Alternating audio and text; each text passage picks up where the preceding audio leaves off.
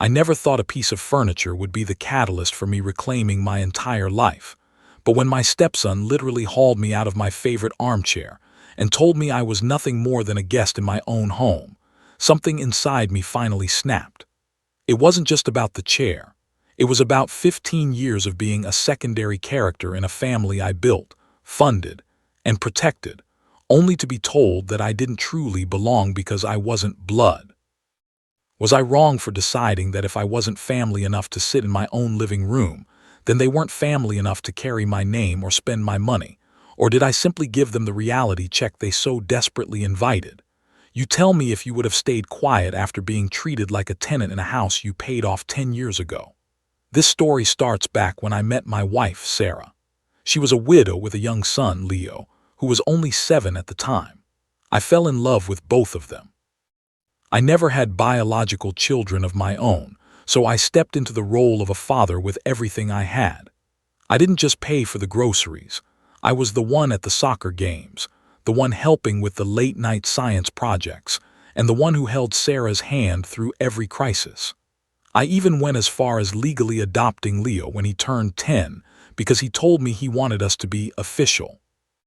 I gave him my last name, a name that carries a lot of weight in our town because of the business my father started and I expanded. For over a decade, I thought we were a solid unit. I worked grueling hours at the firm, building a nest egg that would ensure none of them ever had to worry about a single bill. I remodeled the kitchen because Sarah mentioned she liked a specific tile. I built a workshop in the back just so Leo could have a place to tinker with his hobbies. Every vacation, every holiday, every single cent I earned was funneled into making their lives perfect. I remember spending weekends teaching Leo how to drive in the very truck I'd bought him for his 16th birthday. I remember the pride I felt at his high school graduation, standing there in the front row, cheering louder than anyone. I thought we were building something eternal. I spent years pouring my identity into the role of dad. I learned how to coach Little League even though I'd never played. I spent my Christmas bonuses on a backyard pool because Leo mentioned it would make him the cool kid in school. I paid for private tutors when his grades slipped and international summer camps when he wanted to expand his horizons. I was the safety net for every mistake they made. When Sarah's car broke down, I bought her a luxury SUV. When the roof leaked, I paid for a complete slate replacement. I didn't just provide, I overprovided. But as Leo grew older and reached his early 20s, a shift began to happen. It started small, with him making comments about how I wasn't his real dad whenever we had a disagreement, but Sarah always told me he was just being a moody young adult and that I shouldn't take it to heart. I provided him with a top-tier education, paying his tuition in cash so he wouldn't have the burden of debt. I bought him his first professional suit. I let him move back into the house after college so he could save up. While working a job, I helped him get through my professional network. The problem was that he wasn't saving. He was acting like the crown prince of a kingdom he hadn't built. He would leave his dishes everywhere, speak to me with a dismissive tone, and act as though my presence in the house was a mere formality. He began inviting his friends over at all hours, trashing the media room I'd spent thousands on, and never once offering to help with a single chore. Sarah, unfortunately, became his biggest enabler. She would tell me to pick my battles and that Leo is just finding himself. But while he was finding himself, I was losing the respect I had worked 15 years to earn. It reached a point where I felt like a ghost in my own hallways. I would walk into a room and the conversation would stop. I would ask about their day and I would get one-word answers. I was the bank, the landlord, and the chauffeur, but I was no longer the father or the husband. I started noticing that they had a group chat without me. I'd see them laughing at inside jokes on their phones, and when I'd ask what was funny, Sarah would just say, "Oh, it's a family thing, honey, you wouldn't get it." A family thing. I was the one who paid for the phones they were using to exclude me. I recall one evening I came home with a promotion, hopping to celebrate, only to find them both already finished with a dinner they ordered specifically for two. "We didn't think you'd be home," was all Sarah said, not even offering to plate the leftovers. The isolation was slow, like a tide coming in, until I was stranded on a tiny island of my own making. I remember thinking back to the early days, when Leo was just a boy who needed his shoelaces tied and a story read to him before bed. I had been there for every nightmare, every scraped knee, and every heartbreak. When he was bullied in middle school, I was the one who sat with him and taught him how to stand tall. When he failed his first driving test, I was the one who took him out for ice cream and told him we'd practice until he was the best driver on the road. I poured my soul into that boy, and I did it because I believed that family was a choice you made every single day, not just a matter of DNA. But as the years passed, that choice became increasingly one-sided. I began to realize that Sarah wasn't just enabling him. She was actively curating a life where I was the outsider. She would make plans for the holidays and forget to mention them to me until the last minute. She would consult Leo on major house decisions, like what color to paint the guest room or which new TV to buy, while completely bypassing me. It was as if they were a closed circuit, and I was just the battery kept in a dark compartment to keep the lights on. I tried to talk to Sarah about it. I remember sitting her down one evening, heart in my throat, telling her that I felt lonely in my own marriage. She laughed it off, calling me sensitive and telling me that I was just going through a midlife crisis. She told me I should be happy that Leo wanted to spend so much time at home, that most parents would kill for that kind of relationship with their adult children.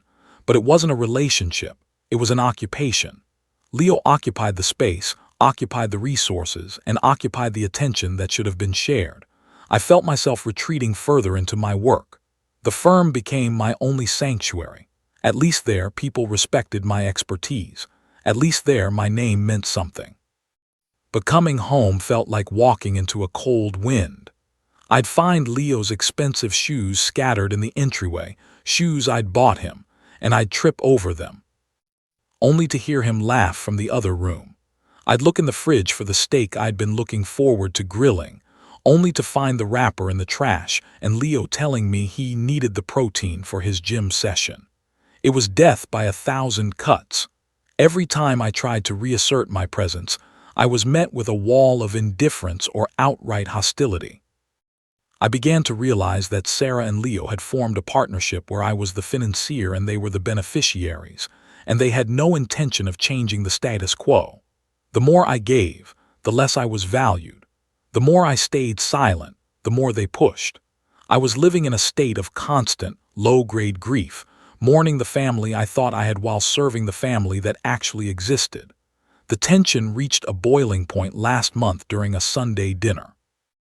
I had been working 60-hour weeks to finalize a massive merger that would secure our retirement, and I was absolutely exhausted.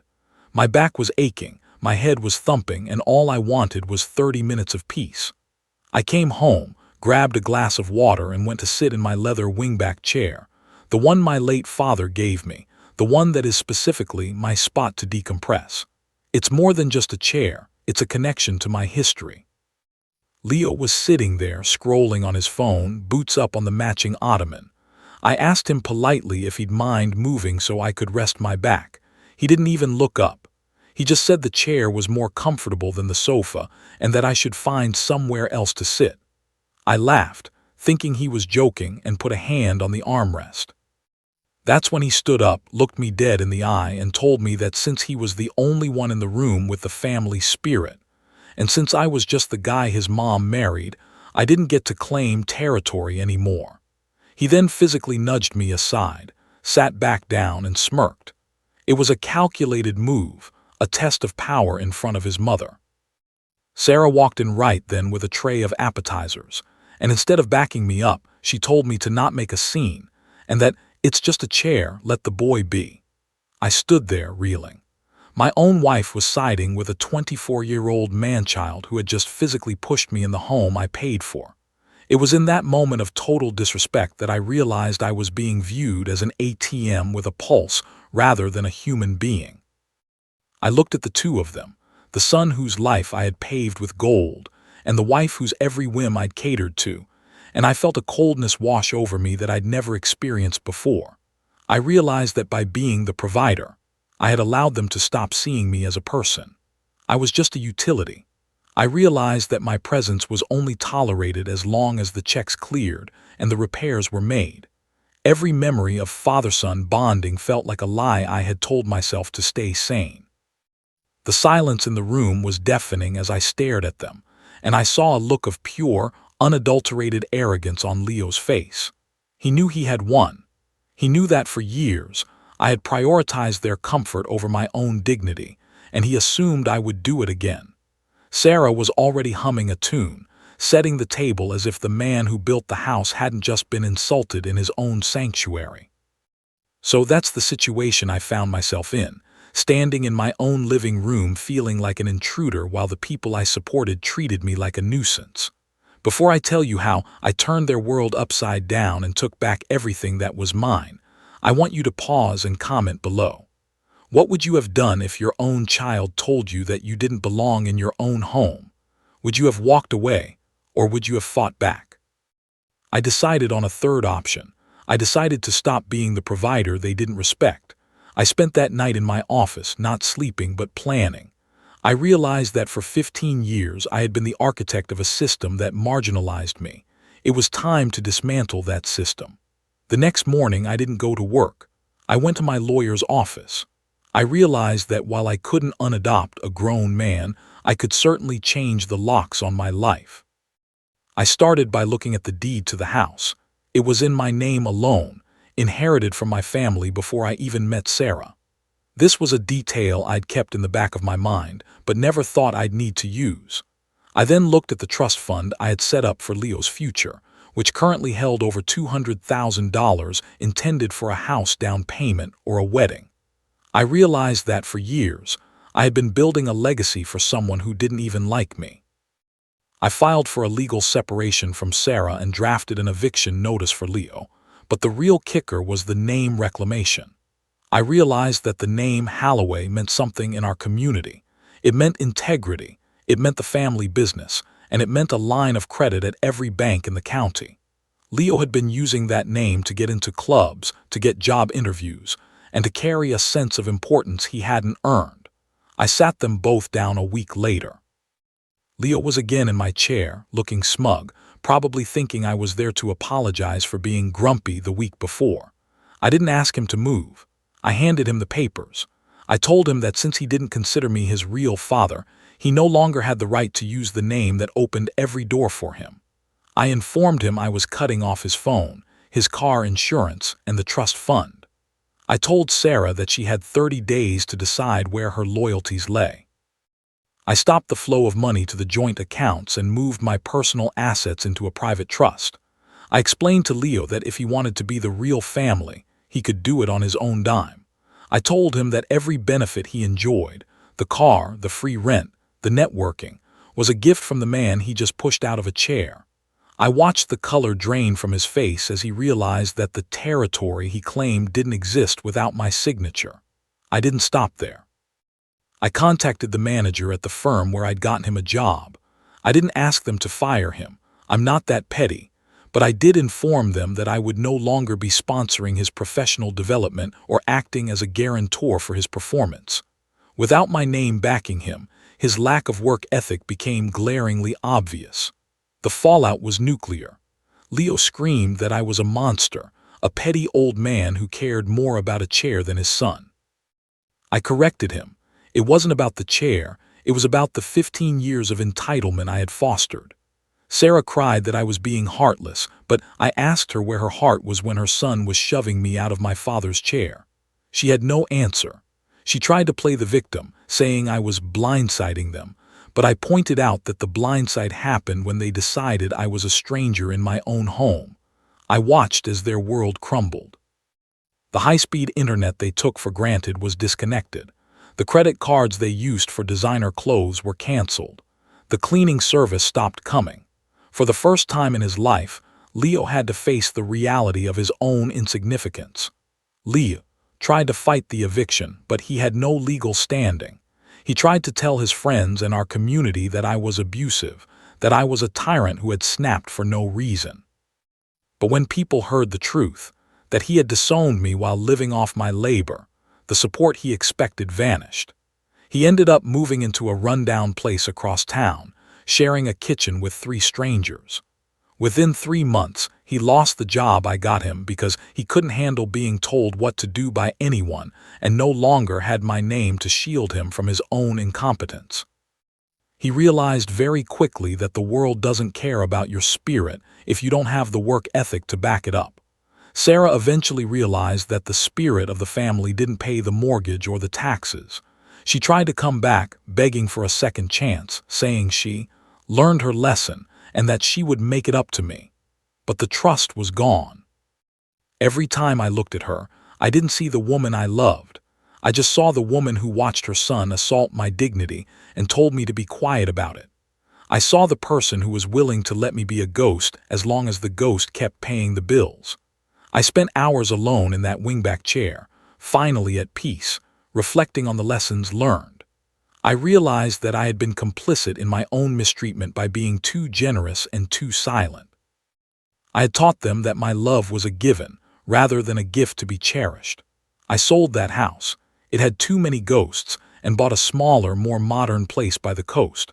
I am living in my house, in my chair, in total, glorious peace. I've started traveling again, places I wanted to go, not just places Sarah wanted to visit. I've reconnected with old friends I had neglected because I was too busy working to provide for a family that didn't value me. I even started dating again, meeting people who see me for who I am, not for what I can buy them.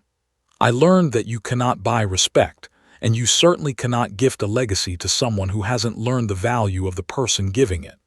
Taking back my name and my space was the hardest thing I've ever done, but it was the only way to find myself again. I lost a family that was built on a foundation of my bank account, but I gained my dignity, and in the end, that's a much more comfortable place to sit.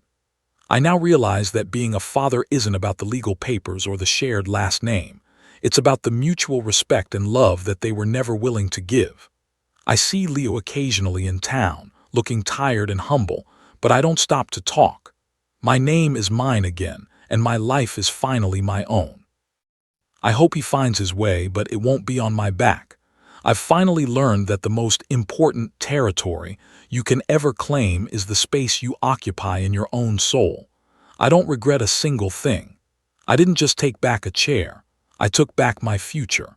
Like this video if you think I was right to stand my ground and take back my life from people who took me for granted. Subscribe for more stories about people finally finding their backbone and reclaiming their power, and share your final thoughts on this whole mess in the comments section. Did I go too far by taking back the name and the money, or was this a lesson they needed to learn the hard way? I'll see you all in the next story. Would you like me to go into more detail about the specific legal strategies I used to protect my inheritance? Or would you like to hear about the time Sarah tried to ambush me at a dinner party to get me to pay for Leo's car repairs? I'm here to share it all.